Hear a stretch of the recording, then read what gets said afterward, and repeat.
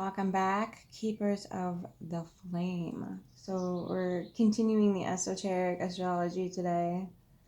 Happy coffee.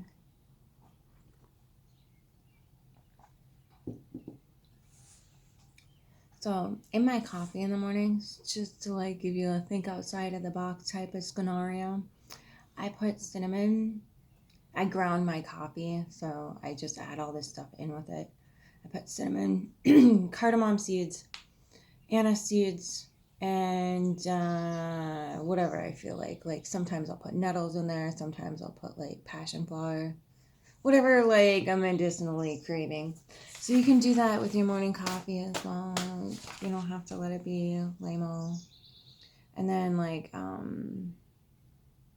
vanilla with your creamer or whatever, like, you know, a couple drops of vanilla in there. Just be careful not to overdo it.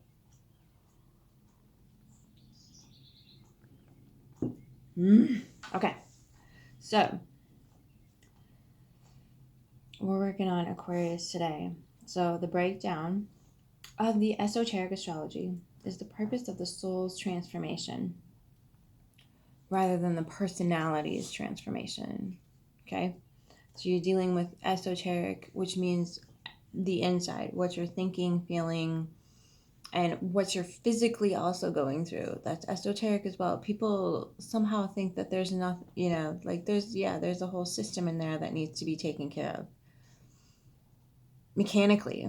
And, you know, if we could just get people to stop dividing this whole spiritual and physical thing and just try to, like, you know, bring it into one, because it's all feeding you, right? So, but the esoteric is going to be more abstract because of the fact that we are not all the same. I didn't say equal, I said same.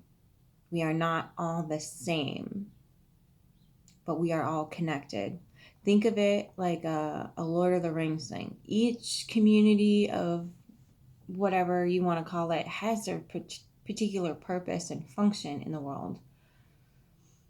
And that's just as important as the other person's function in the world. It's not to say that one's better than the other. There's a fractal ecosystem that we're trying to keep balanced right now, and we're completely ignoring it, if you ask my humble opinion. So here we are. Completely ignoring the fact that not everybody's supposed to fit into one's particular mold. And maybe you go through different phases throughout your life that, yeah, you fit into the mold at this age, and then you fit into a different mold at this age. And these things progress with time. That's natural process, right? The child, the maiden, the mother, the crone. We always, I don't know why they leave the child out, but it annoys the hell out of me. And it's highly susp, in my humble opinion. So, I am just up for making, like, yeah, everything has its default. So that's why I don't adhere to anything, because nothing is checking all my boxes, if you will. So I'm talking to an Aquarius. I'm sure you can relate. So the rising sign in the esoteric astrology terms is the clue to the soul's journey or the intention. The moon is to be the major liability of a person's chart, particularly after age 35. So just a little bit of insight. If you want to navigate those waters better later on in life, start getting involved in your moon astrology now. Start going to readings, start watching the transit and acknowledging how you handle those things. And by the time you get to age 35, those inner emotional and psychological things won't be such an issue anymore. You'll already be aiming at the point of peace. So it doesn't matter what hits you from the outside. You're like, yeah, okay.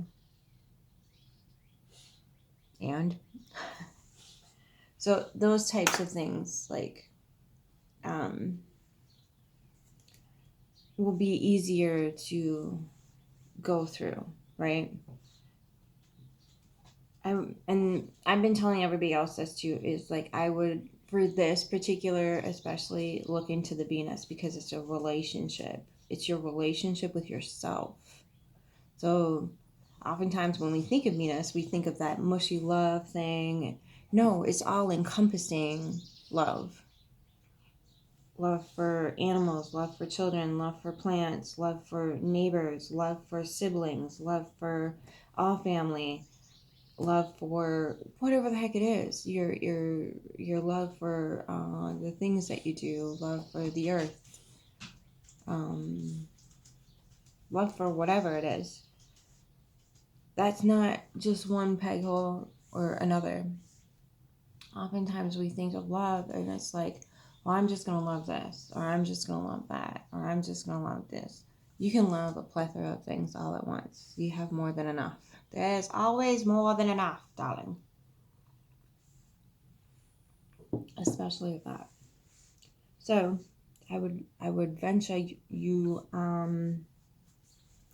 should probably start paying attention to that as well. And when Mercury's in retrograde, start paying attention to where your Mercury is in retrograde. Those are the areas that you're going to have complications with. Okay? Okay. Aquarius. So, your personal ruler. Oh my goodness, not now. Your personal rulers are both Saturn and Uranus, okay? But your esoteric ruler is Jupiter. Bisky, who's a good boy? Sit down. No, I haven't even shuffled any. Well, okay, I did shuffle earlier, which is when you were trying to get my lap done too.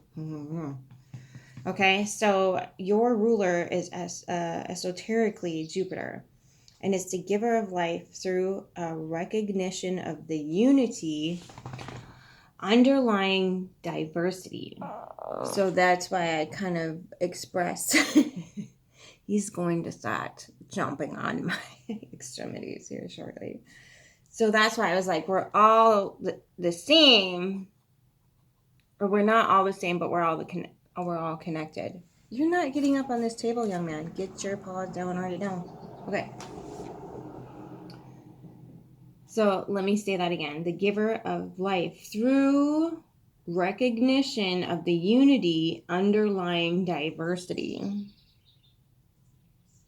Okay, that's super, because you're like the rebel of the zodiac. You're the like, see things from a very different perspective and ask people. And that's, a lot of Uranus too is, and I don't know why we don't call the Tower card Aquarius as well. Like, that confuses me because Uranus is the lightning.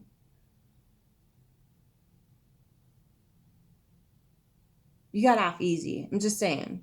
Like, I gotta walk around going, yeah, I'm a Tower moment. I'll tell you. I'll freaking tell you. Aquarius is like, you're like the Loki, the Floki.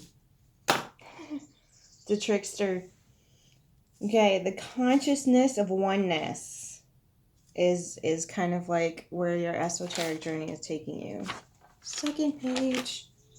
Okay, so see the oneness through the differences. So you have this capability, or your soul has this capability of seeing how everything is interconnected and how everything actually is one. And I think we get that really, really confused. When we think one, we get this weird notion that everybody should be the same then, right? No. Everybody should be allowed to flourish and become the part of the fractal in this ecosystem of life. So this whole thing can function on a much more efficient level. And right now we're just cutting everything off because nobody's allowed to step into their authenticity, because everybody seems to be so busy demonizing that nobody is willing to see through how these gifts and attributes could actually contribute to life, rather than going, well, that's not how we do it. We've always done it this way. That whole like Hierophant card thing. So I think you're trying to like be independent, but you also want that unity. You're trying to bring the tribe together. But oftentimes you're met with like, well, that's not how we do things. That's not how we've ever done things. This is how we do things. And so finding that equilibrium with, yes, everybody is connected, but not everybody's the same. Not everybody is supposed to fit some sort of stamp model that anybody else has for them. They're supposed to show up as their authentic self and be able to flourish and function just as that. And the problem with that is we've entrained people how to completely ignore their authentic self and become something that they were never meant to be, and then their shadow creeps up and it just totally obliterates them and everybody else around them. So your job is to integrate those things and bring them into the forefront, so that way you can bring it out to everybody else. Because I'll give you your mantra, but it's a doozy. Aquarius, you got some shit to do. So, ready? Buckle up, Buttercup. If you got a 5-pointer, I'd click it. Water of life am I, poured forth for thirsty men.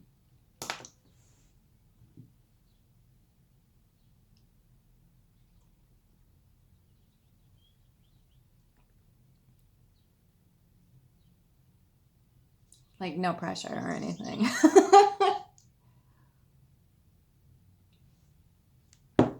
Sorry, I just needed some space and some silence because that's huge. So your life or your soul's journey is to give hope for the future. So let's get on that note. All right, Aquarius. Aquarius is my chart ruler, so I definitely identify with that. Definitely, for sure. Not into fitting in at all.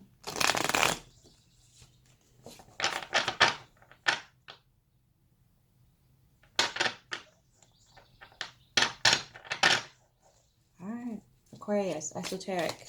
What's up? 3? All right. 5 of Cups. Yeah, that's Aquarius. Hello. Knight of Wands in reverse and the Lovers in reverse. Okay, so I've been kind of doing this like father, mother, child thing. So let's see if we can rock that quick. All right, 7 of Wands. Everybody's getting a 7 of Wands. What's going on, kids? Wheel of Fortune at your core. 3 Swords in reverse. That's healing. That's you. And then in the child, you got the 9 of Cups in reverse. Aquarius. 6 of Pentacles in reverse. Yeah. And the 10 of Swords. Oh, look, you showed up. Okay. But then, same. Water of life. You all. Okay. So,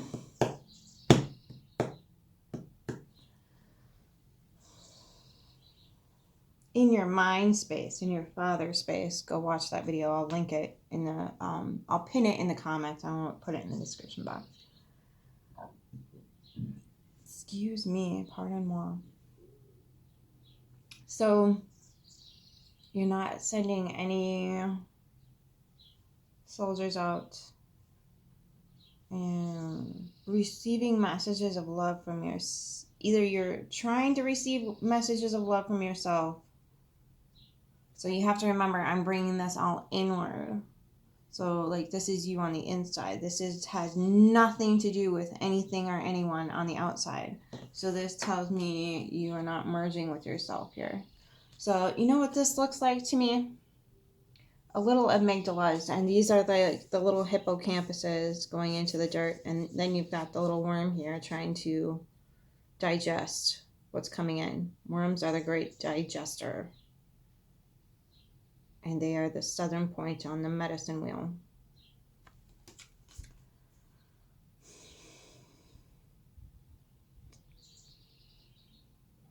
So you might be in the environment of trauma, so you're either working on pairing with yourself and unclogging that, getting through, and maybe you start taking care of your digestive tract a little bit better, so that way when things do happen on the outside, you're not so in reverse here with the Lover's card. Because oftentimes when we're introduced continuously to trauma, it's hard to get out of that mode. Even though maybe we've moved on from it or we're out of that environment, we still haven't processed yet. We still haven't digested it yet. Okay? So when those two things are receiving that modality of living, you're not going to be functioning on a copacetic level that's going to bring forth those authentic gifts because you're too busy being in protect mode.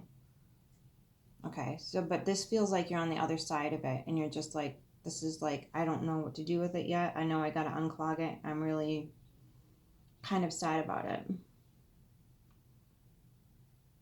But we'll get, oh shit. Okay, so your mother space is protected right now. That's what the Seven of Wands is telling me. With the little mushroom on top of the hill and the dragonfly, you're being protected here. It doesn't feel like you're fighting off. This feels like eternal light mushroom. And then you've got Wheel of Fortune in the core here. Doing what you're supposed to be doing. Three of Swords. Healing. Duh. That's Aquarius. So the Knight of Cups, though, is in your child energy. So you're feeling a little emotionally volatile in your primal senses here. And your Six of Pentacles is in reverse. So you're looking for that. And that's probably why this is up here, the Lover's card, which you can't really see. Da, da, da, da, da. This, you know what? And every single freaking read, this is always connected with this. This has its own energy and heart space. And these two things are always brain and gut. Hello? Okay. So the Six of Pentacles in reverse and the Nine of Cups in reverse are definitely correlated with the Lovers in reverse and the Knight of Wands in reverse. And then you got the Ten of Swords. That's enlightenment, although albeit painful. And there's a bunch of flies on here. So flies are good creatures. They're really amazing. They're ancients coming in to help you process shit. We've got two of those here with the worms. And the Ten of Swords. Anemone stinkhorn. Yeah, it sucks. But you're going through a process here. And again, I would get some things to kind of maybe soothe your digestive tract, whatever resonates with you, I would get on that. Even though Aquarius, we just talked about water of life, you are an air sign. So typically air signs have this modality of too much air intake when they're eating and whatever else, which can bloat you and all that other good gravy. And also, even though you're an air sign, you also have problems with breath significantly more than other signs would, or other elements would, I should say. Gemini moon, same thing. So, getting into some breath work, that guided remembering to take deep breaths for several minutes at a time. And oftentimes you can start with like what they call guided meditations, but it's just somebody reminding you to breathe deep for like however many minutes you want to start off with. And just try to increase that and try to get your body in the habit. Get your body in the habit of continuing to do that on a regular basis, especially when things like trauma come in. If you can trigger a response in your body that says, okay, this is not good, but I'm going to breathe into this, so you can use your brilliant mental faculties to navigate and the water and get yourself to safer whatever, and use your words, your heart space, and whatever else, because you are protected here and you're healing.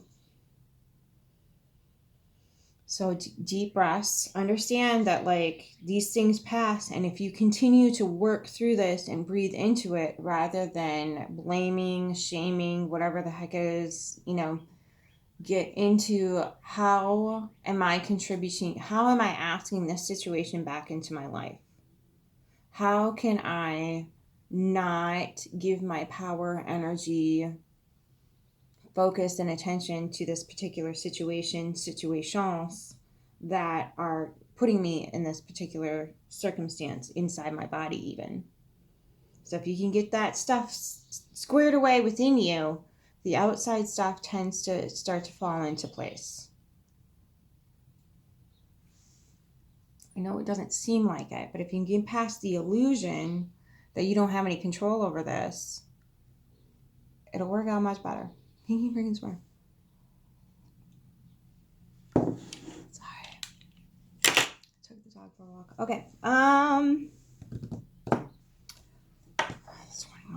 right. I want the mental. What did I say? Biggie-laroo. Mental clarified for Aquarius. Please and thank you. What's up, Aquarius? I believe it's Jesus. There it is. Wheel of Fortune. Jango. Wheel of Fortune, you got Mama on the brain. 10 of Wands in the reverse. Divine Judgment. Mother of Cups in reverse. Pissed off. Rest and relaxation. Meditation. Getting right in the noggin. Reassessing those roots and where you want them to grow. Because it's not the F here. Dude, bro. Get them to grow within yourself. Rather than putting them anywhere on the outside of yourself. But, yeah. If you have decent root system within yourself, you don't need anybody else's roots. You don't need to merge with anybody else's tree. That's not necessary. Once you've merged with yourself, anybody who's supposed to come along and stay will. And you don't need to worry about whether they come or go, because you got you. Heart space for Aquarius.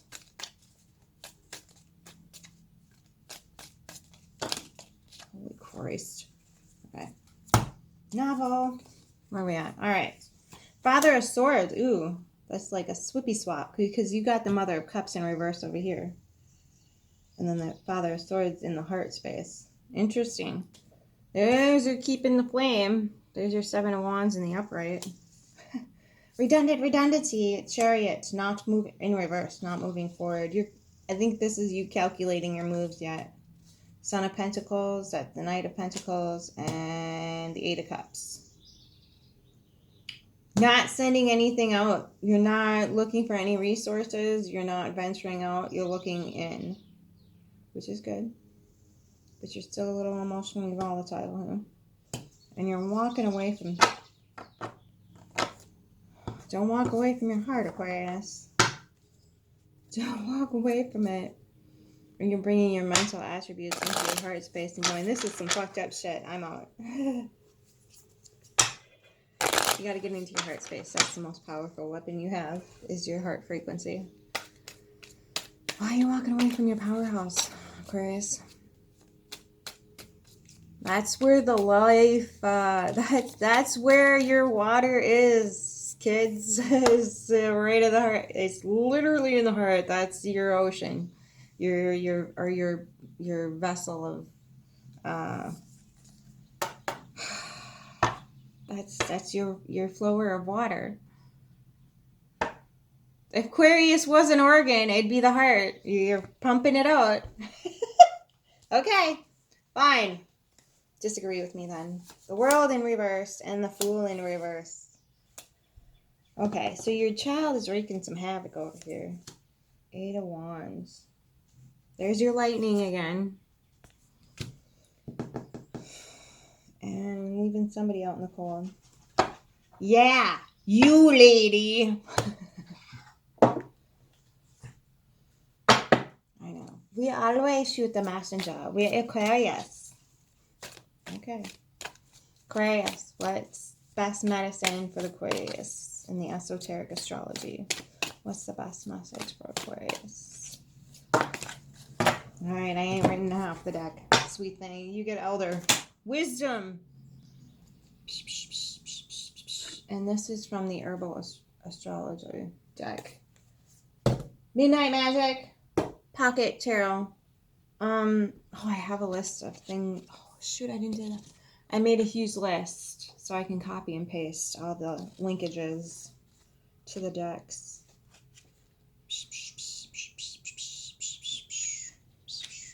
Come on.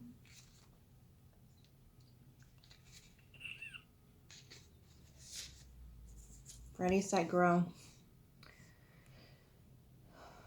Wisdom, rising from the underworld, release, letting go, major transformation, higher wisdom, new perceptions, awakening to the truth. Also known as the Queen of Fairies or the Queen of the Underworld. Elder is steeped in folklore and legend across many cultures. This tree is a symbol of sorrow, death, and deep magic. In Scandinavia, the tree is inhabited by the spirit called,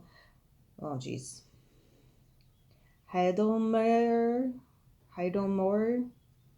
I butchered that, I apologize. Or Elder Mother, who will punish you if you touch the tree or chop it down without properly thanking her.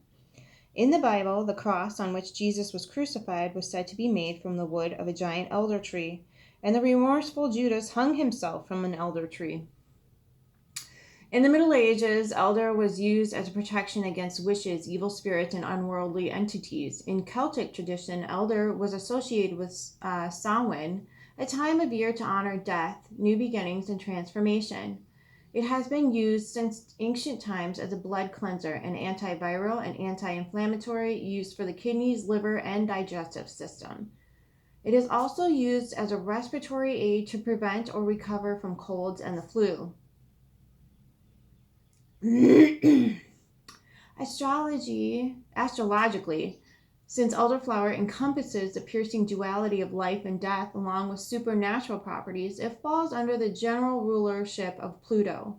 To properly reap its medicine requires wisdom, and if improperly used, it may cause death. When its wisdom is properly harvested, its strong protective actions on the immune system also greatly embodies Jupiter's archetype.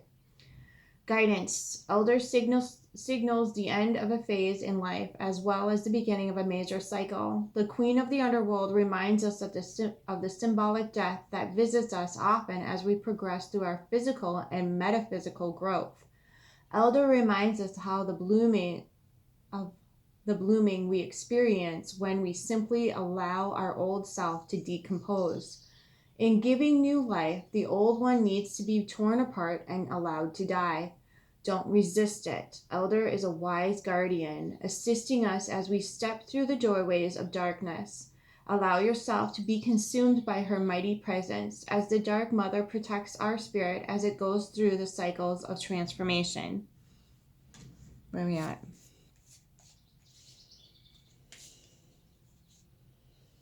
Okay.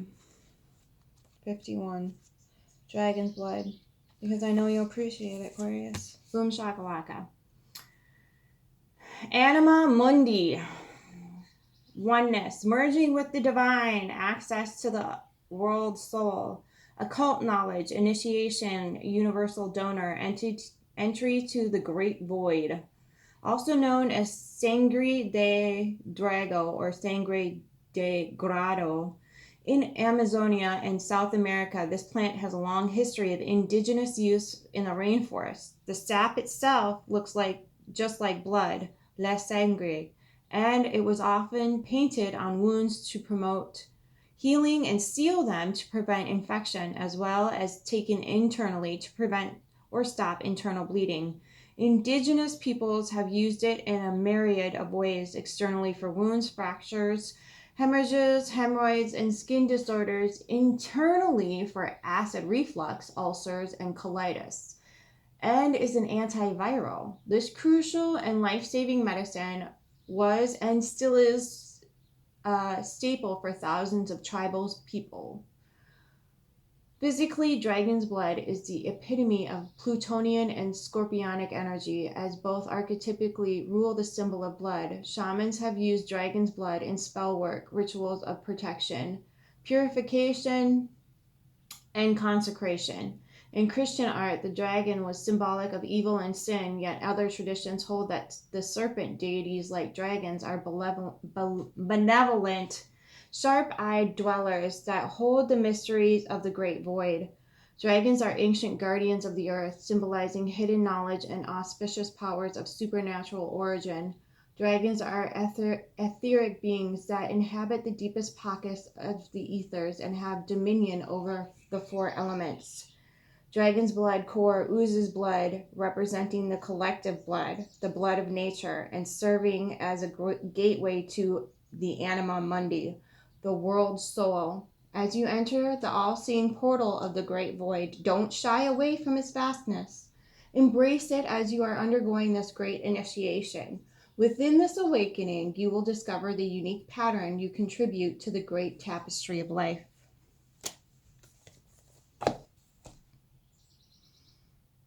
Good luck. Keep your game.